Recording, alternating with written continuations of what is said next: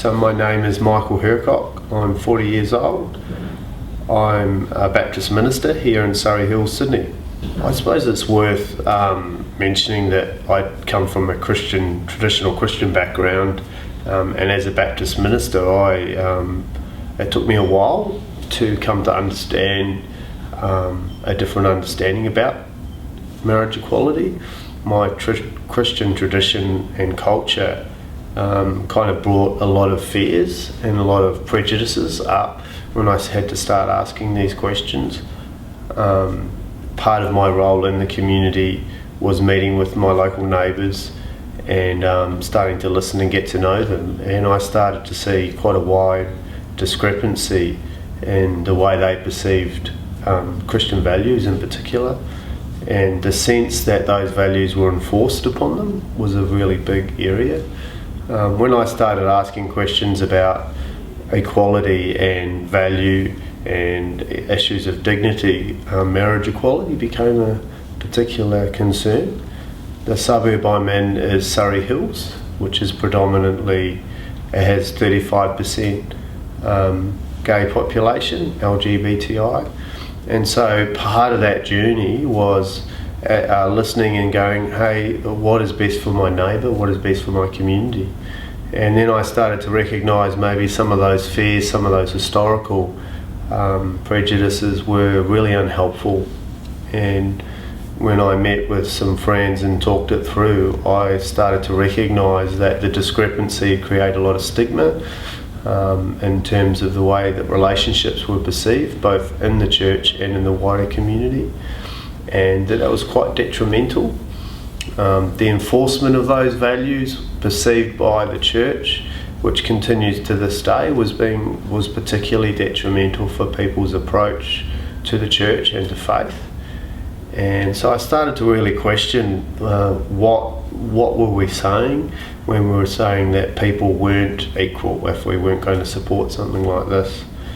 And going through that journey, I really had to ask some hard questions.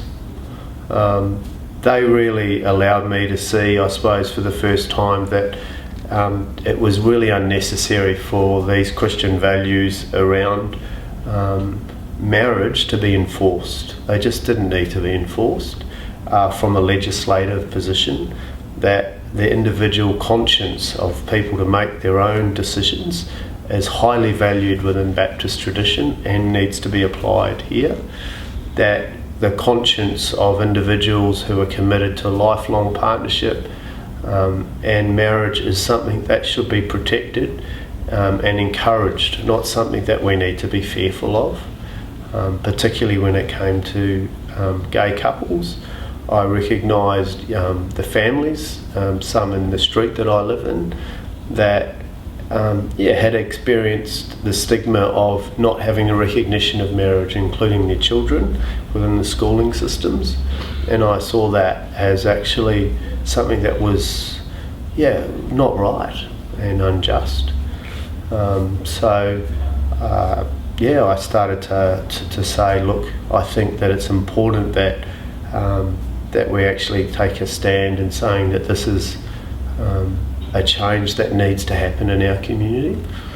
I think it's a form of natural justice, actually, and that the position that we take in not enforcing this and allowing the legislation to go through will really create opportunities, not just for the parents that I see and the partnerships that I see, but also for their children, for the sense of acceptance that those children might experience in our community. And so I really wanted to kind of put my hand up. That hasn't been without criticism, and there are a number of Baptists and other religious leaders who have opposed this vehemently, and I have to question where they're coming from and the approach that they've taken, certainly in the desire to enforce their values on the wider community. And that has distressed me, the way they've gone about it at times. And so at the moment, we're the only Baptist church in Sydney that is really trying to see this change happen, but a number of our congregation really believe that this is an important change. This is my submission to the Legal and Constitutional Affairs Committee and to the Marriage Equality Amendment Bill 2010. My name is Michael Hercock.